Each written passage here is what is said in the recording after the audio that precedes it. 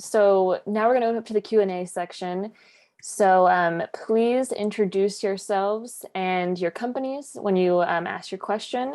And then just start by raising your hands in the chat here. Who has a question?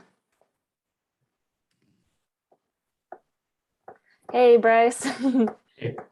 So I'm Bryce Ericson. I'm with Bluefire Leads. We're a marketing company here in Provo, Utah. So I'm the HR director, so I help out with all HR needs. And I guess my question is, talking about this hero's journey, how do we help reward our employees as they do good work without having to tie that to money, right? So we're kind of a smaller company. We need to make sure that we have cash flow from one day to the next, right? So we're not some of these bigger companies where we can just dish out, all this money to, reward employees and keep them motivated and keep them going and progressing in their careers. I mean, we like to do that, but we're not like other companies. So what are other options that we could have to help employees feel that value, that, hey, we value you, we care about you, we want to help you progress, but it's not necessarily, hey, we're buying you something or we're giving you like a bonus. Yeah. A couple of thoughts that I have for you, Bryce. The first one, I would challenge you guys to really figure out the tenure of your journey. Every person has a different length of their journey. Some journeys are fast, right? Where you go through every single one of those steps and then you start it over again. Like I know a project could look that way for me, and then I'm ready for the next one. Jobs could potentially look that way. So I guess what I would challenge you to think through is to go through all of those, the whole hero's journey at your company. How long would that take per position? And you might not have a lot of positions, it sounds like, but be real. Is it a year job? Like after a year being in that role, are people like, yeah, seen it, been there, done it, nothing else I can really learn. Like I'm ready to resurrect and move on to my next thing.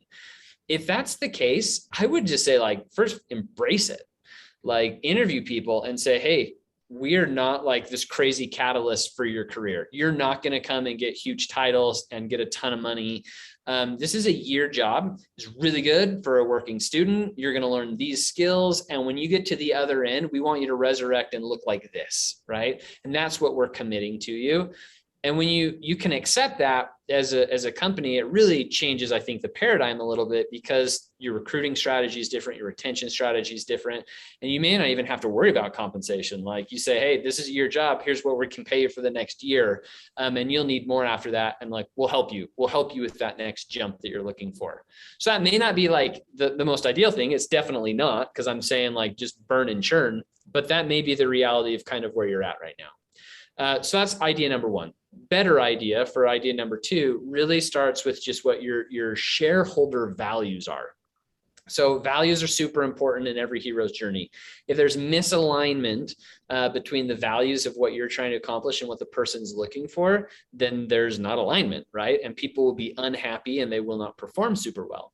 Now, the shareholder portion of this is critical, because you might, as a leader yourself, have your own values, and people might really like working for you, but your values may not align with that of the shareholders. So whoever is, if you guys have raised a round of equity, whoever that person is, if you're bootstrapped, whoever's actually putting the money in, whoever your CEO is, their values matter most. And if they're coming and saying like, we work hard, we like to be here, not for the money, but for the challenge, and we want to, change the world, then you have to find people that are aligned with that, because when they're aligned with it, they're not concerned about the compensation.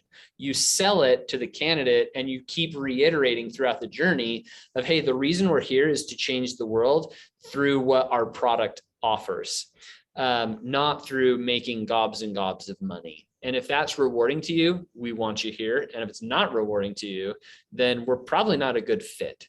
And I think you have to hire and fire and live by what those values are. And it all originates from what the mission that you're trying to accomplish and how you position that. At Job Nimbus, we spend a lot of time selling to our candidates. And what we're selling is the reality of what we can offer. Here's what we are, here's what we're not. And if you like, we're very candid with candidates, like you're not going to double your income here. When I look at my whole career, for example, I had one job where I actually doubled my income. Now I kind of hated the job, but I was super grateful for that. The time that I was there where I got a lot more income and better title, but that's one job out of the many, many jobs that I've had. And so just be real with people if you can or can't do that. Does that help answer the question at all? Is it No, yeah, it does. Thank you so much. I really appreciate it. Is it a punch in the gut to hear, or do you have like differing opinion? No, I mean, I think what you said is sound. That's one of the things that we're trying to do here at Bluefire Leads is how do we sell, the vision of, hey, this is what we do, this is what we offer, this is what we don't offer. But if you come here, we've got a small team, you're going to learn and grow a ton.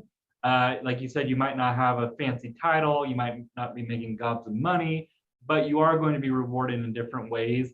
And we're trying to find those people that's attracted to them.